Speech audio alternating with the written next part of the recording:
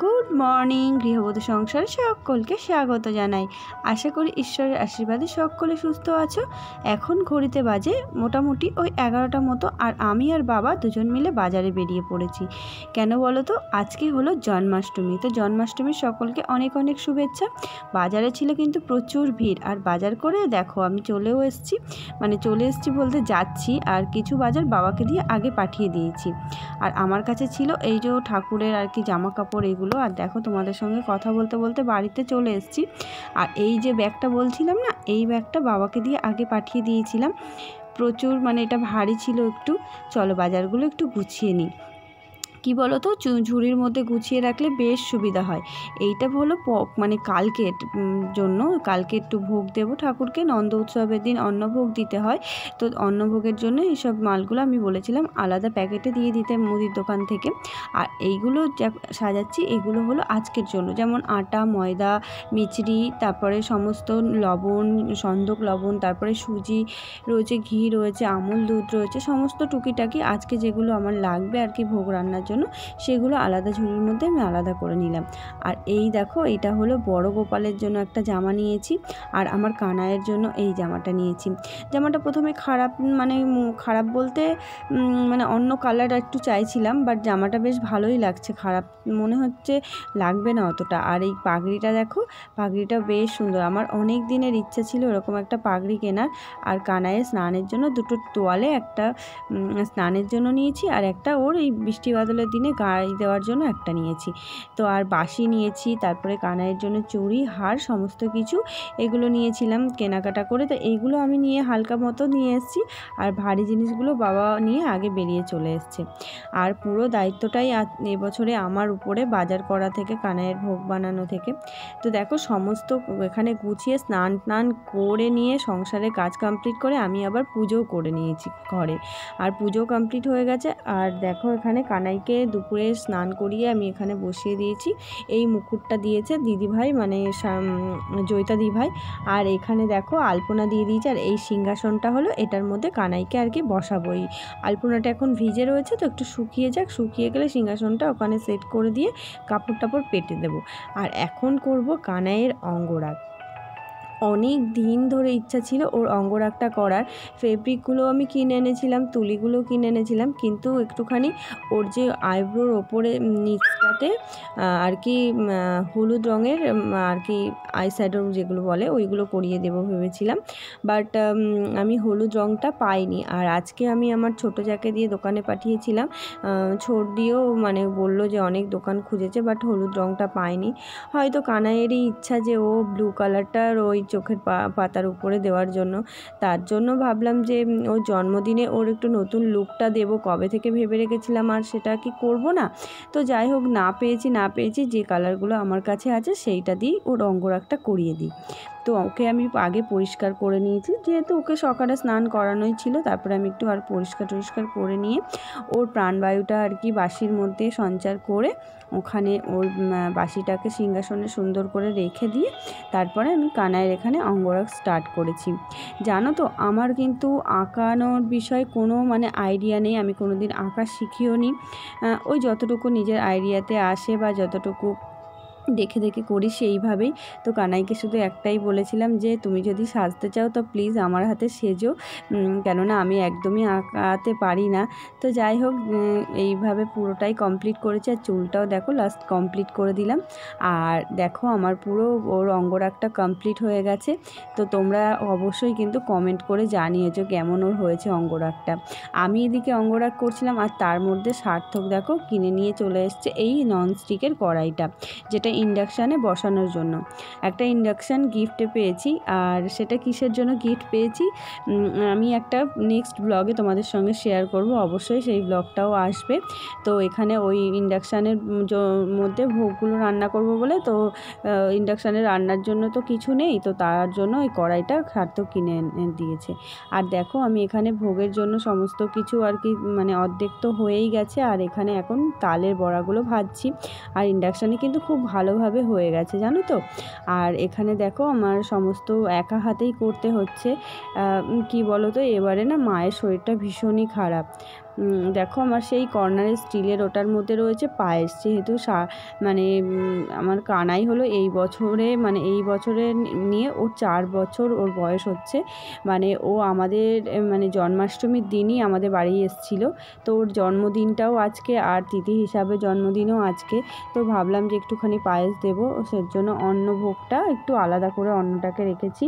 আর এখানে দেখো এটা তালের একটা মানে মিষ্টি বানাচ্ছি, এটাকে আবার রসে ডোবাতে হবে। তো আমি আজকে বানিয়েছিলাম, ওখানে পায়েস করেছি, তারপরে সুজি করেছি, তারপরে মালপোয়া করেছিলাম, আর তালের বড়া, আর এই মিষ্টিটা করেছিলাম। তারপরে এই দেখো লুচিও এখানে রেডি হয়ে গেছে। তো মোটামুটি আমি এইগুলো আজকে বানিয়েছিলাম কানাইয়ের জন্য। তো সমস্ত কিছু ওখানে ভোগটা রেডি করে তারপরে এখানে চলে এসেছি কানাইয়ের অভিষেক করার জন্য। তোমাদের যেটা বলছিলাম অভিষেক করার জন্য দেখো এখানে সমস্ত কিছু সাজিয়ে নিচ্ছি। তো তোমাদের যে কথাটা বলছিলাম সেটা হলো আমি প্রতি বছর আর কি আমার এতটা খাটনি যায় না, যেহেতু মানে যতটা কাজ সমস্ত মা কিছুটা করে, কিছুটা আমি। যেমন বাজার দোকানটা মা করে নেয়, আমি তো বাজার দোকান যাই না, কিন্তু এবছরে আমাকে করতে হলো। তারপরে তোমার আমি অভিষেক করাই, মা ওদিকে আর কি ভোগগুলো বানায়, কিন্তু এবারে পুরোটাই আমাকে টোটালি একা হাতে করতে হচ্ছে। কেননা মায়ের ভীষণ শরীর খারাপ, ভীষণ জ্বর, একদম মানে ভীষণই কিছু করতে পারছে না। তো আমি এখানে পঞ্চামৃত বানিয়ে একদম কানাইকে অভিষেকটা করিয়ে দিয়েছি, আর কানাইকে বসিয়ে দিয়ে আমি এখন ওর শৃঙ্গারটা করাচ্ছি। তো তার মায়ের যেহেতু জ্বর, সেজন্য মানে আমার দুটো দিকই একসঙ্গে দেখতে হচ্ছে। তো তার জন্য চাপটা অনেকটাই বেড়ে গেছে এবছরে। তো যাই হোক, আমি এখানে দেখো কানাইয়ের শৃঙ্গার পুরো করিয়ে দিচ্ছি। আর ওর অঙ্গরাগ করানোর সময় ওর চুড়ি, তারপরে কোমর বিছে সমস্ত কিছু খুলে রাখা ছিল, কানের টানের। তো কানেরগুলোও পরিয়ে দিয়েছি ওর। না এবারে কানের, নতুন কানের কিছু কেনা হয়নি, তো সোনারগুলো ছিল, সেই সোনার কানেরগুলোই পরিয়ে দিয়েছি। আর দেখো আমার কানাইয়ের পুরো সমস্ত কিছু একদম রেডি হয়ে গেছে। আর এই চুড়িগুলো কিনেছি ওর জন্য। চুড়িগুলো বেশ সুন্দর জানো তো, একদম ওর মধ্যে না ইলাস্টিক সিস্টেম চুড়িগুলো, বেশ ওর হাত অনুযায়ী সেট হয়ে যাচ্ছে, আবার বড় করে ঢুকিয়েও দেওয়া যাচ্ছে। বেশ ভালো লাগলো বলে নিয়েছিলাম মানে চুড়িগুলো, আর ভালোও লাগছিল ওর হাতে জানো তো, এত ভালো লাগছে দেখতে। তো তোমাদের কেমন লাগছে কিন্তু অবশ্যই কিন্তু জানিও আমার কানাইকে। তো আমার ছেলে তো আমার সবসময় সুন্দরই লাগবে, তাই না? আর দেখো পাগড়িটা ওর মাথায় পরিয়ে দিয়ে কি মিষ্টি লাগছে না আমার ছেলেটাকে। তো তারপরে একটু সুগন্ধি ওর গায়ে দিয়ে দিলাম। তো এখন মোটামুটি আমার সমস্ত করতে করতে এখন মোটামুটি প্রায় 11:30 পৌনে 12টা মতো বাজে রাত্রি। কিন্তু যেহেতু আমার কোনো বছর জানো তো এত রাত হয় না, অনেকে দেয় রাত 12টার দিকে আর কি অভিষেক করায়, স্নান করায়, কিন্তু আমি কোনো দিনই করাইনি। আমার যবে থেকে কানাই এসছে, যে নিয়মে আমি পুজো করি সন্ধ্যাবেলা দিই, সেই নিয়মেই করি। কিন্তু হয়তো কানাই এবছরে চেয়েছিল ও রাত্রে অভিষেকটা হোক, তো তার জন্য এত রাত হয়ে গেছে। তো ওর পুরো শৃঙ্গার করানো এখানে একদম কমপ্লিট হয়ে গেছে। ওর বাঁশিটাও, এই বাঁশিটা কিনে এনেছি ওর, জানো তো যে রূপোর বাঁশিটা ছিল, সেই রূপোর বাঁশিটা একদম রং উঠে গেছে। আর মায়ের যেহেতু শরীর খারাপ রয়েছে কিছুদিন যাবৎ, তো মা সেটাকে নিয়ে গিয়ে আর রং করাতেও পারেনি। তো তার জন্য ভাবলাম যে ওই আজকে জন্মদিনের দিনে রং ওটা ওই বাঁশিটা ওকে দেবো। তো তার জন্য আবার নতুন একটা বাঁশি কিনে নিয়ে এসেছি। তো বড় গোপালকেও আমার জামাটা পরিয়ে দিয়ে ওকে একটু পাগড়ি পরিয়ে দিয়ে দেখো আমি এখানে পুরো ভোগ টোগ একদম সমস্ত কিছু সাজিয়ে দিয়েছি।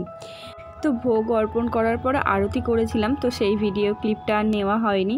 আর অনেকটাই রাত হয়েছে, তো এখন একটুখানি সবাই প্রসাদ পাবো। প্রসাদ পাওয়ার পর কানাইকে একদম একটুখানি আবার ওকে করে আর কি জামা কাপড় ছাড়িয়ে ওকে আবার শয়নে দেবো। অনেকটা রাত হয়েছে, তো চলো সকালবেলা আবার দেখা হচ্ছে। তো এখনও সকাল হলো, অনেক সকাল বলতে মোটামুটি এখন বাজে 7:30 এরকম।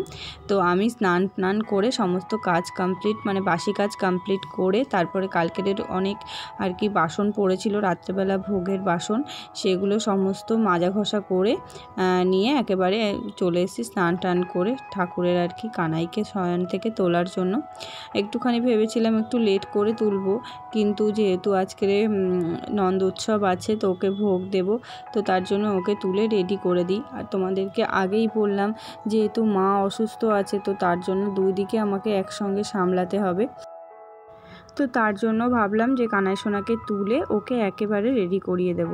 সকালবেলার বাল্যভোগটা দেওয়ার আগে ওকে একেবারে স্নান করিয়ে অভিষেক করিয়ে স্নান করিয়ে দেবো। কেন বলো তো, আমি যদি ওকে এখন সকালবেলা পরিষ্কার করিয়ে ড্রেস চেঞ্জ করিয়ে আমি যদি মানে বাল্যভোগটা দেওয়ার পরে আমি যদি আর কি রান্নার দিকে যাই, তাহলে রান্না করতে করতে যদি লেট হয়ে যায় না, তাহলে আমার আবার এদিকে অভিষেক করাতে ওকে সাজাতে গোছাতে আবার অনেকটা টাইমে হয়ে যাবে। তো তার জন্য ভাবলাম একেবারে ওকে স্নান করিয়ে তারপরে রেডি করিয়ে সিংহাসন সাজিয়ে টাজিয়ে নিয়ে আমি একেবারে রান্নার দিকে যাব। তাহলে আমার এই দিকের কাজটা একটুখানি এগিয়ে থাকবে আর অতটা টেনশনও হবে না। রান্না হলেই আমি সঙ্গে সঙ্গে ভোগটা লাগিয়ে দেবো। তো এখন কানাইয়ের আর কি স্নান করাচ্ছি। তো কি ভালো লাগছে না আমার ছেলেটাকে। তো চলো ওকে স্নান টান করিয়ে আর রেডি করিয়ে দিই। আর যেহেতু মা যদি যখন সুস্থ থাকে না, তখন ওটাই হয়, আমি একে অভিষেক করাই, দিয়ে এখানে সিংহাসন টন সাজাই, ঠাকুরের ঘরের পুজো কমপ্লিট করি। তো ওইদিকে আস্তে আস্তে আমি ধীরে সুস্থে করতে পারি, মা ওদিকে ভোগ রান্না করতে থাকে আর আমি একটুখানি টুকটাক মাকে আর কি সবজি টবজি কেটে সাহায্য করে দিই। তো সেটা তো আর এবছরে সম্ভব হচ্ছে না, তো তার জন্য একা হাতে করতে গিয়ে আমাকে এইভাবে বুদ্ধি করে কাজটা করতে হবে। তো যাই হোক, তোমাদেরকে বলছিলাম না যে ওর গয়না খোলা রয়েছে, আগের দিন জামা কাপড় পরানো হয়েছিল বলে তারপরে আমি আর পায়ের মলগুলো পরাইনি। বললাম ঠিক আছে, অনেক রাত হয়ে গেছে, সেই তো আবার কাল রাত সকালবেলা পরিয়ে দেবো। তো আজকের স্নানের পরে ওকে সেটা পরিয়ে দিলাম। দিয়ে আর এই জামাটা পাঠিয়েছে জয়িতা দিভাই, তো তার জন্য আজকে এই জামাটা ওকে পরিয়ে দিলাম আর দিয়ে সমস্ত ওকে পুরো রেডি করে দিচ্ছি। তো কোন লুকটাতে বেশি আমার ছেলেটাকে ভালো লেগেছে অবশ্যই বলবে। এই একটা লুক, আমার ছেলে একদম পুরো সমস্ত রেডি, একদম সাজুগুজু করে জন্মদিনে পরিপাটি হয়ে একদম রেডি হয়ে বসে পড়েছে। তো চলো ওকে সিংহাসনে বসিয়ে দিই।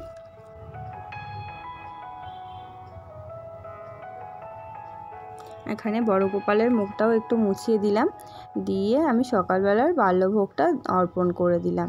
দিয়ে সকালবেলায় দর্শন আরতিটাও একটুখানি কমপ্লিট করে নেব।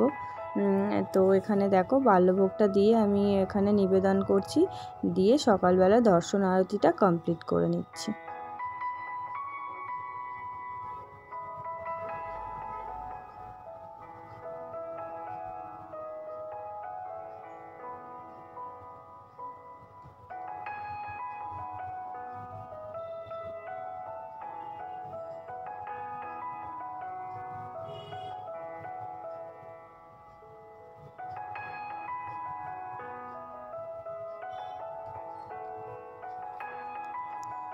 আর কি বলো তো, পুজো করতে আসলে যেন মনটা একদম অন্যরকম হয়ে যায়। তো মানে সেই ভক্তিতে এত পরিপূর্ণ হয়ে যায় না মনটা, তখন আর অন্য দিকের কোনো চিন্তা ভাবনাই মাথার মধ্যে থাকে না। তো দেখো, আমি তোমাদের সঙ্গে রান্নাটা শেয়ার করতে পারিনি, যেহেতু ভিডিও করার মতো কেউ ছিল না, আর যেখানে রান্না করছিলাম না, স্ট্যান্ডটা রাখার মতো মানে জায়গা ছিল না। তো যাই হোক, আমি এখানে পুরো ভোগটাকে সমস্ত জায়গায় সাজিয়ে দিয়ে মানে যে কটা আর কি প্লেট হবে বাটা হবে, যেমন এখানে দেব দুটো বাটা, একটা হলো পঞ্চতত্ত্ব আছে আর মানে কানাইয়ের জন্য, আর ওই দিকের বাটা ঠাকুরের সিংহাসনটার জন্য, আর একটা বাটা করেছি ভোলেনাথ বজরংবলীর জন্য মন্দিরে। তো সমস্ত কিছু এখানে আমি সাজিয়ে দিচ্ছি এক এক করে, দিয়ে তারপরে আবার আরতিটা করব।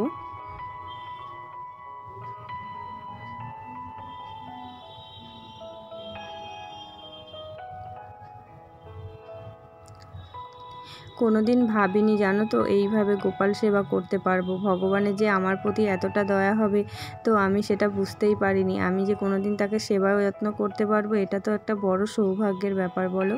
আর গোপালটা এসছেও আমার কাছে নিজে থেকে, মানে কি বলো তো, এটা গিফট পেয়েছিলাম আর কি। আমার ছেলেকে কেউ আমার কাছে নিয়ে এসেছিলো, তো সেই গল্প একদিন নিশ্চয়ই তোমাদের সঙ্গে করব অবশ্যই। তো চলো, এখানে পরপর পরপর আরতি করছি। আমার গুরুদেব বলে যে কোনো 5টা জিনিস দিয়ে আরতি করার জন্য, তো 5টা হোক 7টা হোক বিজোড় জিনিস দিয়ে। তো আমি সেইভাবে এক এক করে পরপর আরতিটা করে নিচ্ছি।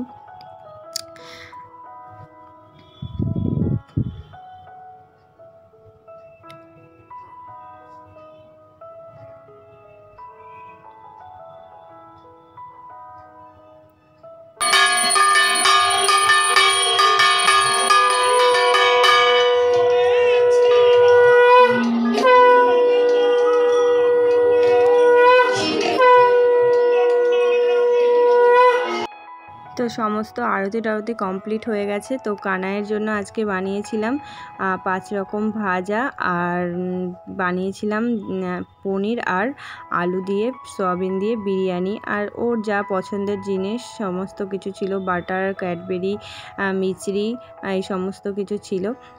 তো তার সঙ্গে ছিল তালের ফুরুলি, তার মালপোয়া, এগুলো দিয়েছিলাম, 5 রকম মিষ্টি, চাটনি, পাঁপড়, সমস্ত কিছু এখানে সমস্ত দেখো সাজিয়ে দিয়েছি, দই, মিষ্টি সমস্ত দিয়ে আর কি পুজোতে যতটুকু সাধ্য হয়েছে ততটুকু দিয়ে একটুখানি অর্পণ করেছি ভগবানকে।